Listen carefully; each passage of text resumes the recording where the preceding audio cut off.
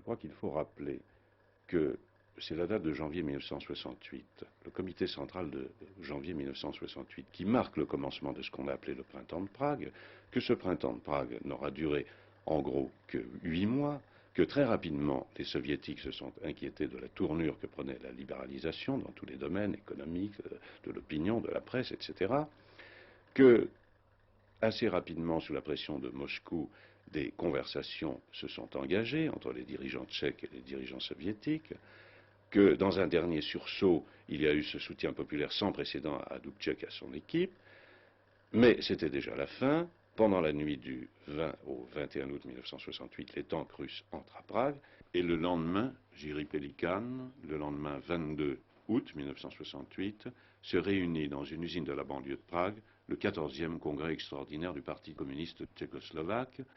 Vous étiez membre du comité central de ce congrès, vous avez assisté à ce congrès. Comment est-ce que les délégués ont pu venir? Oui, l'appel aux délégués du Congrès a été lancé tout de suite après l'invasion de la Tchécoslovaquie, par la radio, par la presse, par la télévision. Les délégués ont été appelés de venir par tous les moyens à Prague et de se présenter dans les usines où les ouvriers les ont attendus, les ont amenés et protégés dans la salle du Congrès.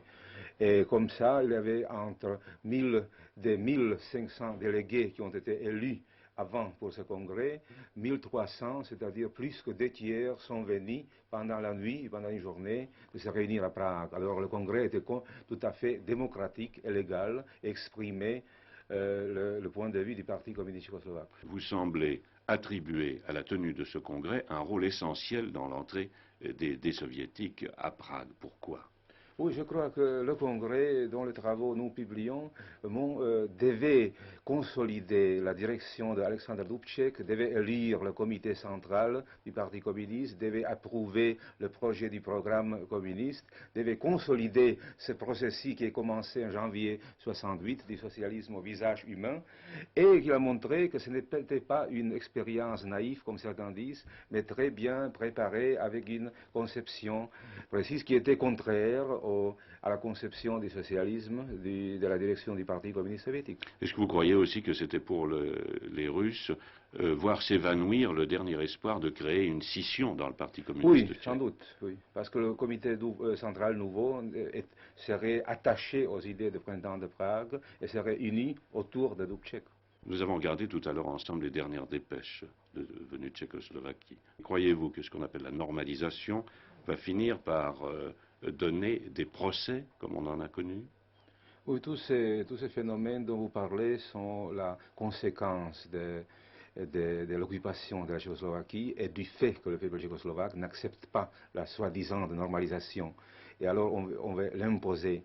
Et à cause de cela, il y a une purge politique très large, il y a un mécanisme de procès politique connu de 1950 qui a été mis en marche et qui est très difficile de s'arrêter. Mais d'autre côté, il est impossible de répéter les grands procès politiques parce que le public tchécoslovaque était mis au courant pendant le mois de printemps de Prague de ces mécanismes politiques et on ne peut pas répéter la même expérience douloureuse, on ne peut pas aussi briser par ces procès la résistance du peuple tchécoslovaque.